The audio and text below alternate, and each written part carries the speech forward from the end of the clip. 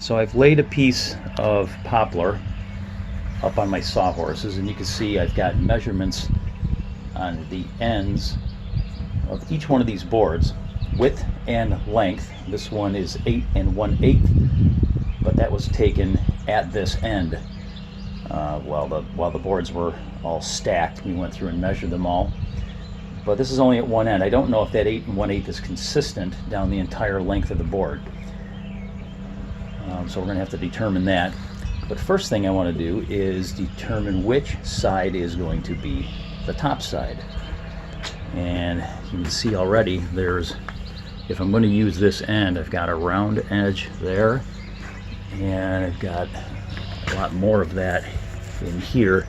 So it looks like we're going to keep the board the way it is. But let's flip it over and see what it looks like. Oh, we've got a stamp here, and I don't know that I'm going to be able to plane that off. So because it's down at a bad end, I think I'll still use this side as the top, because I only want to plane the top. I don't want to plane the bottom. I like the rough look as seen from below. And because this is 1.5 inches, this is the flooring. There is no subfloor, so you're going to see the bottom side from the first floor. Very rough look, and the top will be planed off smooth. And this is slightly over 1.5 inches. It is 6/4 poplar, but being rough cut, it is slightly over. So we're going to run it through the planer and make sure that there's no cup in this, and get a nice flat smooth surface, and make sure that it's right at 1.5 inches to match up with the rest of the flooring that's already up there. So this will be our top side. So the next thing I need to do is make sure that this 8 1/8 is consistent down the entire board. So I do that just with my tape measure. It's a very simple process, actually. And all I'm doing is making sure that even though these boards were cut on a machine, that there hasn't been any warping. The blade didn't wander. And if this goes below 8 inches, because that's my target, I've got 3 other boards already cut at 8 inches. If this goes below 8 inches anywhere along the width, then I can't use it. I have to use it on a different row. But it looks good. Here are boards 1 and 3. I've got those labeled on the ends already. You can see they're different lengths already. And here's board number 2 standing up against my door. That's a long one.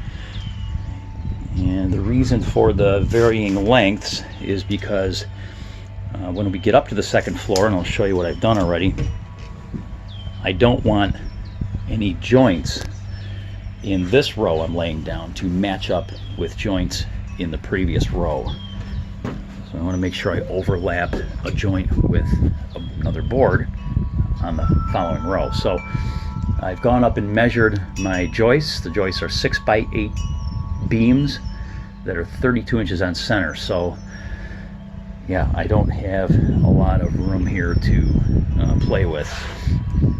And if I can't make one span, I have to back off to the previous span and waste some material. So take some figuring and some math and some drawing sometimes to make sure you're going to come out right with as little waste as possible. But so now that I've measured everything there, and we've seen that the 8 1/8 is consistent down the board, I'm going to see if there is any bow in the wood.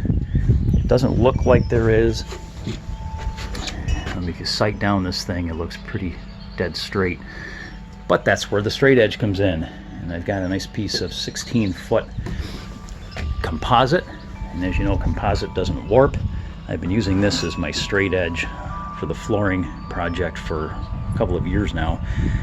And I say a couple of years because not because it's taken that long to do this, but because we had to take a couple of years off for other projects. But put this up here. I'm going to set this up and then come right back. Okay, so my straight edge is as close to the edge as I can get it. I've got it flush here, and flush at the other end.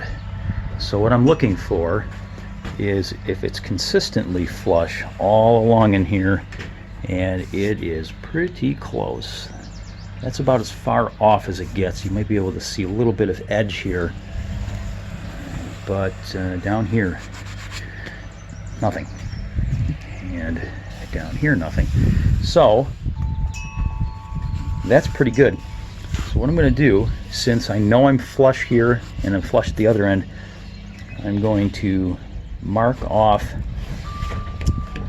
where I'm going to use this same composite piece as my fence for my circular saw, and we are going to rip this edge that already looks pretty straight and true, but we're going to make sure. And I'm going to show you how I do that with the circular saw, because I've learned a couple of things, and I'll share a couple of tips with getting this to fit really well against the next row. Be right back. Alright, I've got my fence set up, and it's just measured. You guys know how to measure in a circular saw the table from the outer edge that will be against the fence to the blade. And I've got my straight edge clamped down right where I need it. So I want to show you what I'm doing with the circular saw. I'm not just cutting a square vertical edge here. I've actually got the blade pitched this way just a little bit. That's with this here. And then from below, when you look up, you'll see a slight narrow V-notch from below when you look up to the rough side of it. And that's how a lot of milled flooring is done as well. There's a V-notch on the bottom. So it looks kind of neat. And the other thing I'm doing here is I have to raise the height of the motor so that I clear my straight edge, but yet still have enough depth. It's awful bright out here, sorry. There you go. I need to cut all the way through. So I'm going to rip this whole thing and see what it looks like when we're done. There we go. So now I've got a clean edge.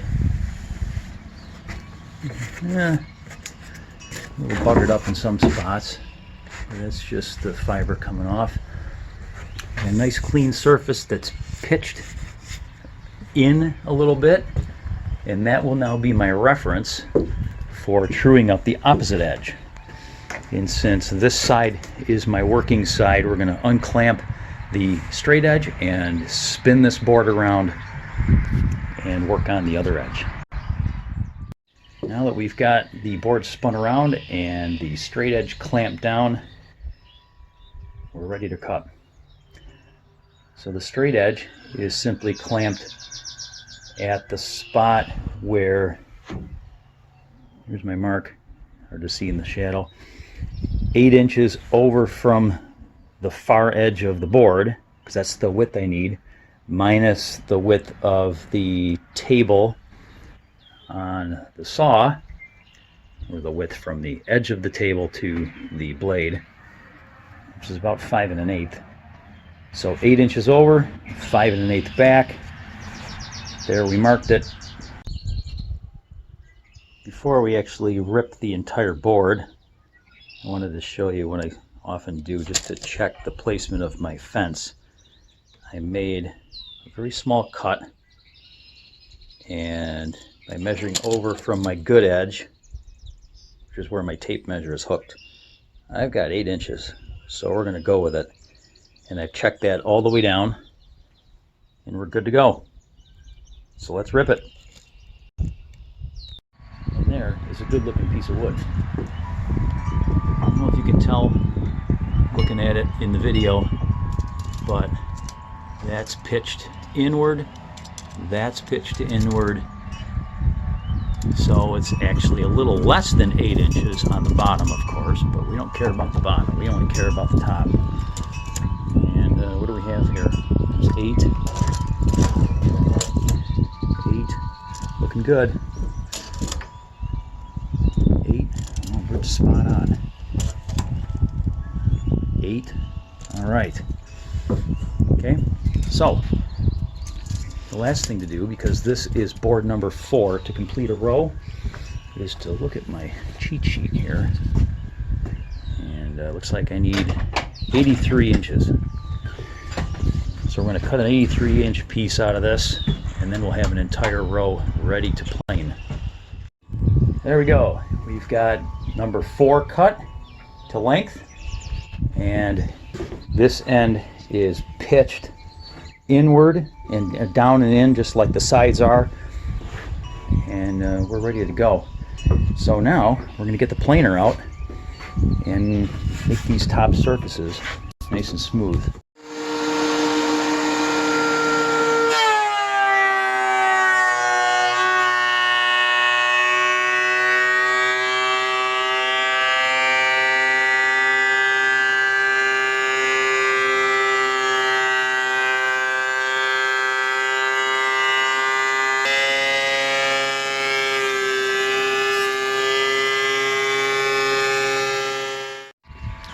There we go. One board. It's a short one, a lot easier to handle in the planer. So we've got 3 more boards to do, all of which are longer than this one. But that is a nice surface.